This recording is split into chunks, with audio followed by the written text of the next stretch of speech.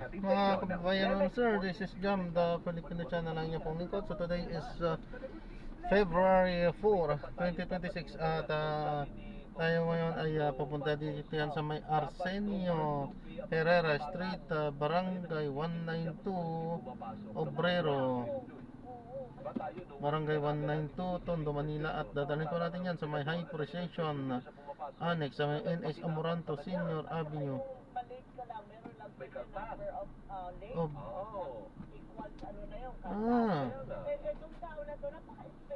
Quezon City. O yan, in Domingo, Quezon City.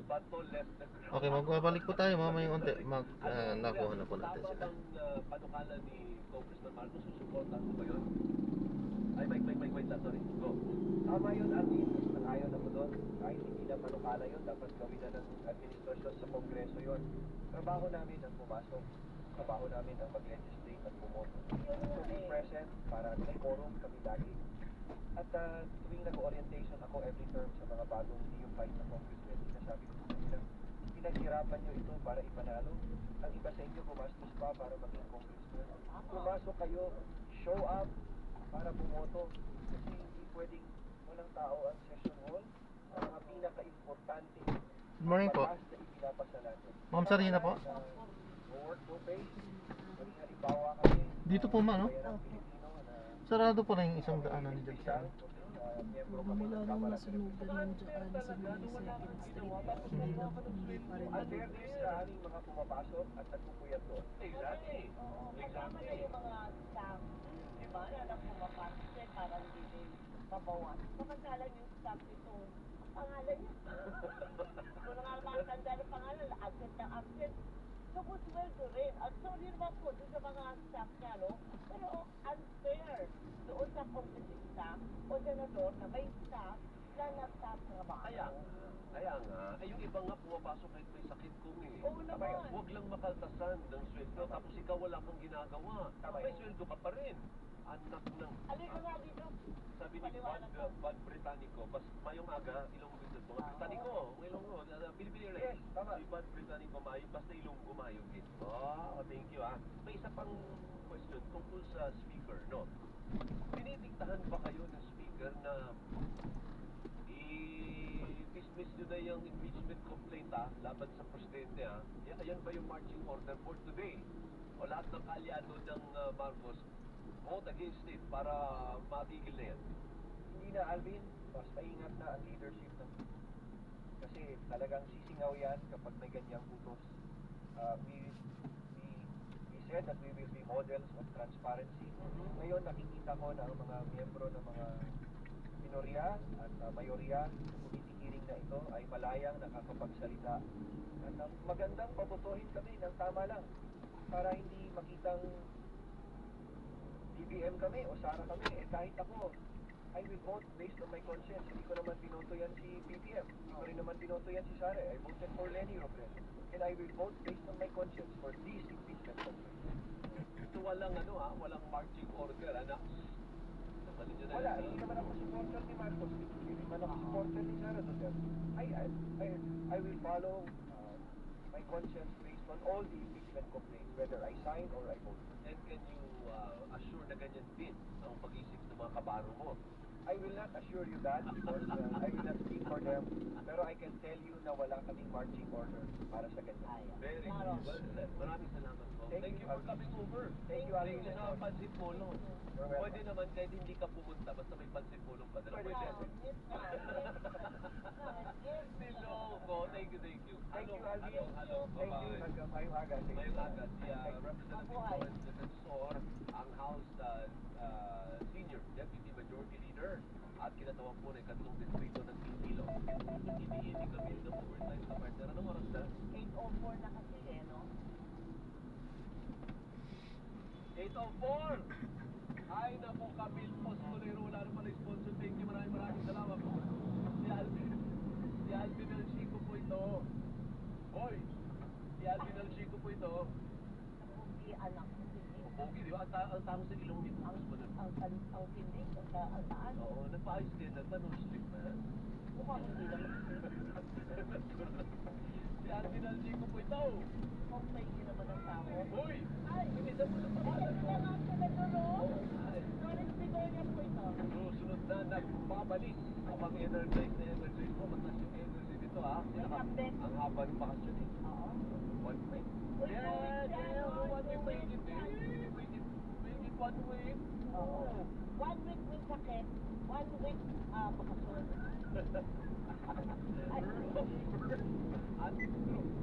Alam mo yung nangyari doon sa police woman na pinatay, di ba? Ng kanyang anak, pati yung kanyang anak, makalawa pa natin inaalam sa head po ng police, kay General Jose Valencio Narvates, kung ano po ang pinakahuling development po sa kaso niya. Eh, nagpa-press ko siya 2 days ago, tatandaan mo yun, only to say na meron ng resulta ang investigasyon. Abangan na lang ba? Puro abangan. Eh, sino ba gusto natin? Ha? Kahapon nga, yun. Pero 2 days ago, inaabangan na natin kasi alam na natin merong resulta ang investigation. Pero ayaw pa niyang i-announce. Sino ba yung mga suspect? Ano ba yung kanilang pagkakaugnay? Ano ba ang motibo? Inusisa natin yung pagkakatao itong asawa na isa rin pulis sa pagpatay sa kanyang ina. Kung ang bibig nitong si Narvates sa magsasabing bukas na po nila i-anunsyo ang bago sa kaso. Yung pala, Wengay, binitin-bitin tayo ng todo kasi gusto pala si DILG Secretary John Pecremulla ang mag-anunsyo. Mga kapuso, alam mo, ang accomplishments po ay hindi nadadaan po sa mga press con. Ha? Ang mga malalaking kaso po na hinahawakan po ng pulis, kaya po ng paghahanap sa mga wanted, na wala pa rin pong resulta. Si Atong Ang, nasa na? Si Bantas na lang. Si General Bantas, 3 taon na po. Ninyong hinahanap. Andiyan na sa tabi-tabi. Tagoon yun eh. Kaya na, Baka ikitaan nyo na yun, Joel. ay, haba na yata ng bukid, tsaka balbas. Si Saldi ko, ano na, secretary, nasa na po yan? Hindi po ito nadadaan sa press ko at papogi. Ito ang sinasabi natin. Balikan ko na si Renal Rotami. Sige nga. March 19, 2027 pa po ang inyong retirement. Sapat ng panahon para kayo ay magpatupad na reforma. Ibalik niyo po yung respeto namin sa uniforme na pulis. Hindi po tangkot. Respeto dapat ang nakikita namin. Pag nakikita namin uniformado, so karat kayo sa amin na kumpleto. Pag nag-press kayo, wala nang pulis na nakasombrero ah. Merong PNP chief dati na pag umarap ang PNP official lalo na sa press conference o kaya sa public, kompleto yung prometo ko. Hindi nawawala ang sombrero. Ngayon hindi. Lahat kayo wala kayo sombrero pero naka-uniforme kayo. No. Sabi po niyo bumababa ang krimen, 24.3% daw ang binaba. Bali wala yun kung ang mismo kinatatakutan namin, mismo naka-uniforme na pulis. Pero ngayon sa salvasyon, mga kapuso. Hanggang alas 9 po kami ni Wengay, magkakauntaan tayo sa Himpabuit. Walang katuntunan. Alright, ito isang araw, kausap ninyo si Senator Erwin Tulfo. Yes. Diba? Ito The yung, lowest cap. siya yung isa sa mga senador na pumunta doon sa pag-abuso doon sa letter of authority ng Bureau of Internal Revenue. Nakatakot pala yung lowa na yun. Yes, ang LOA ginagamit na sandata yan Oo. para ipang-haras doon sa mga, miski na doon ng mga Oo. lehitimong mga negosyante. Pagka hindi sila na kontento pa sa LOA, meron pa silang off-net kandado. Wow, kita mo yan. Pupuntahan tayo, kakandado ka. Pag hindi ka nagbayad o nagbigay, O yun, kandado na kakandado ka, kami. off-net kandado. So pagka hindi mo pre letter of authority, titirahin ka nila sa off-net kandado. Saan nakakalungkot doon, Joel? Sabi ni Senator Tulfo, Oh. minsan 4 na beses isang taon niloloko. Kaya nga, Ino-audit ang isang negosyante. Alam mo, dapat namang ginagawa yan, Oo. pero huwag naman 4 na beses sa taon. Yun nga. Kasi yun ay pangaharas na. So dapat Diba? daw once a year. Oo, once a year pero Oo. pwede. Pero kung isa, dalawa, 3 beses na sobra, mga Harassment kapuso, na ay yun. harassment na po Malinaw yan. yun. So, ito ay sinuspinde. Nung Pero- ito'y lumabas at nalantad, in fact, Weng, ang paniwala natin kung bakit napalitan si Lumagi Ay dahil dito sa lowest cap na ito. No? Ngayon, Yung magtataka, tinanggal na yung lifting. So, binalik na nila ulit may yung lowa lowa. nun. Pero, yan. yung pero mga kapuso, ang gusto natin malaman ngayon, May ano daw yun? Meron ng reforma. yun, Yan. Ano yun ang yung mga bulatilla reforma dun eh. yan? No? So, alamin natin, makakausap natin si attorney, in-establish lang po natin mga kapuso yung kung kanyang communication line, si attorney Brianna K. De Los Santos. Siya po ang spokesperson ng Bureau of Internal Revenue. Alamin natin, meron bang mga naparusahan ba? Sabi nila may mga nakasuhan daw, pero lang tayo nabalitaan. BIR personnel. Oh, nagpapasalamat ako, may tagapagsalita na BIR ngayon, ha? Ang hirap nila kontakin sa Sa totoo lang. totoo lang, isa yan sa tanggapan ng gobyerno na ang hirap mo makausap unless may direct ka doon sa Yes. commissioner mismo. Tsaka yung kasalukuyang PNP ngayon, napakahirap kausapin. Totoo yan. Standby lang mga kapuso, Pati magbibigay yung spokesperson nila. Standby lang, magbibigay tayo sa ilang mga paalala. Oras po natin, 10 minuto makalipas sa alas 8 ng umaga. Radyo na, TV ba? labanan ng fake news. Dapat totoo.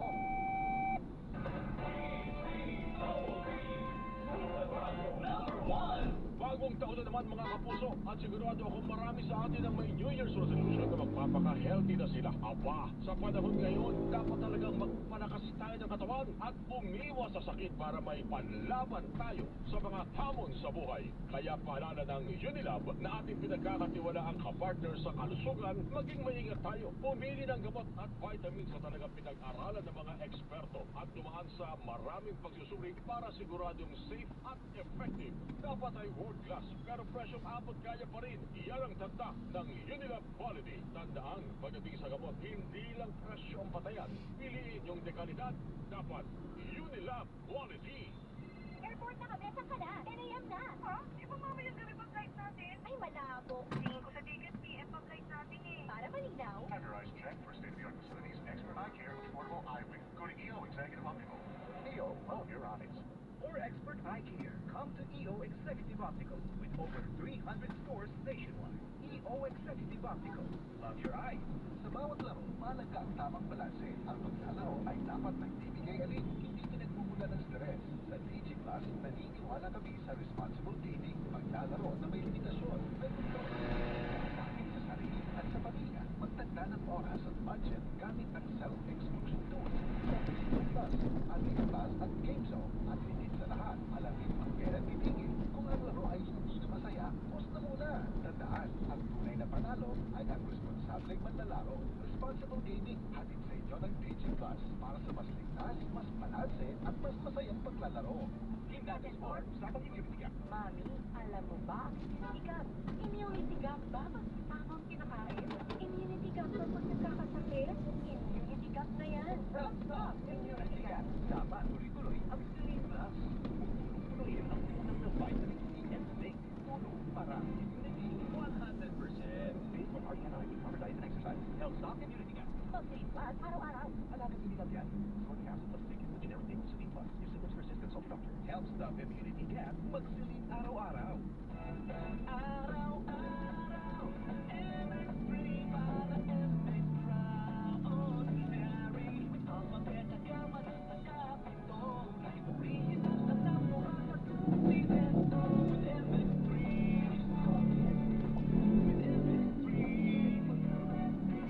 With MX3. I am Venus Raw, a beauty queen, youth advocate, and a servant of God. Sa MX3, dito ako bilhin. Mahalagang paalala, ang MX3 capsule ay inoon at hindi dapat gamitin ng gamot dahil magpulitin sa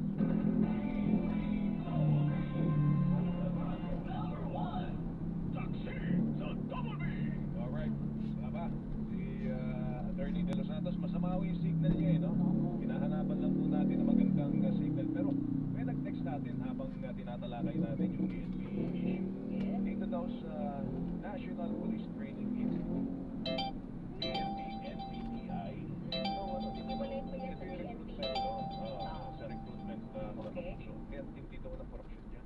Talaga ba? Oo, sino ba hepe po ng NPTI? Kasi, Ibig sabihin, nakakapasok sila sa training, nakakapasa, kahit hindi naman sila kwalipikado. sa food and uniform pa lamang daw ay nagkakaroon na po ng corruption po dyan. So, calling the attention of the PNP hierarchy leadership, ito, yung National Police Training Institute, baka pag pwede nyo po silipin ang mga kalokohan daw po dyan, allegedly. Kaya pala bata pa lang eh. Kaya pala bata pa lang eh. Ano, bata pa lang. Batang pulis.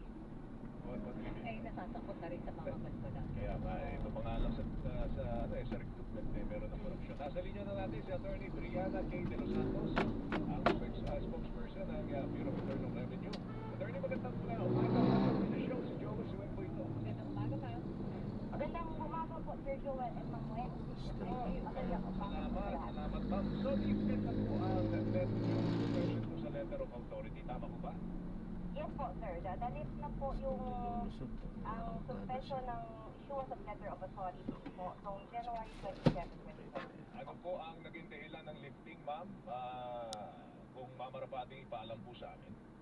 Kasi naman po, kung naalala po ng lahat, noong November 24, 2025, nag-suspend po ang BIR kasi po nakakatanggap kami ng mga maraming reklamo dahil daw sa mga irregularidad at hindi patas na pag-implementa ng letter of authority. So, binabali po ng BIR na mag-conduct ng comprehensive review ng mga pulisiya at mga proseso para maprotektahan ang integridad ng audit operations ng BIR. So, ang BIR po, tapos na po sa pag-review ng audit framework, nakompleto na po namin, nakonsulta na rin po ang mga stakeholders at naayos na po at nagkaroon na po ng reforma. Okay. Kaya minabuti namin i-lift na po. Okay, kaya ho nasita yan, kaya ho napuna, kadalasan daw po nangyayari, isa, dalawa, tatlo, apat na beses, isang taon.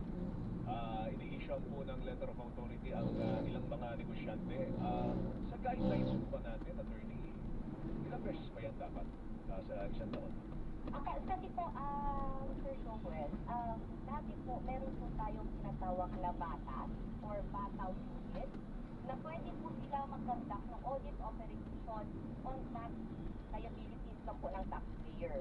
So, meron po naman tayong tinatawag na all internal revenue taxes. So, minsan po, hindi po natin maiiwasan na dahil na may batas, may bataw, nauuna po kasi ang deadline nila, kaya pwede po mag-issue dati ng multiple. So, ano rin po, meron din fraud cases na nai-issuean din po ng more than one LOA in a year. So ngayon po, nung natapos ninyong policy review, ano ang natuklasan ninyong mali at ano po ang itinama? Ngayon po, dahil natuklasan po namin at dahil po natuklasan po namin na hihirapan po ang mga taxpayers na di ba po kasi iba-ibang opisina dati ang nag-handle ng LOA eh. So kung ang batas, meron po siya sa batas for their VAT liability, meron din sila sa district office na kanilang all internal revenue taxes is set VAT. Ang ginawa ngayon namin, para mamadali po sa taxpayer, isang LOA na lang po per taxpayer per taxable year. Isang LOA per year? Per taxpayer per taxable year. Yes.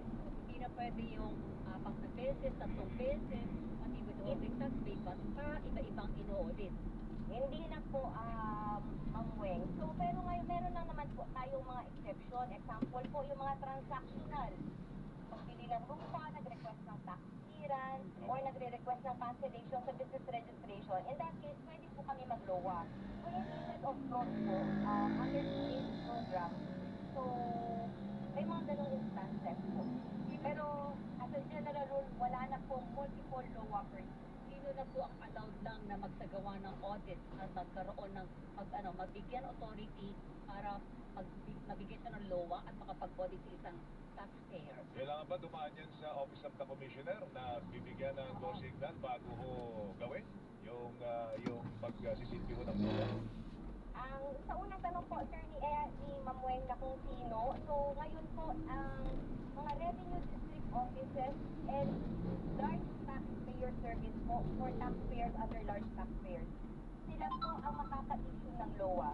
Subalit, in case of fraud, na may makikita kaming fraud, ang pwede naman po mag-issue ng LOA ang National Investigation Division. So, kung ang bagong reforma po na ginawa namin sa LOA is ang commissioner na yun may oversight function na siya sa issuance ng LOA.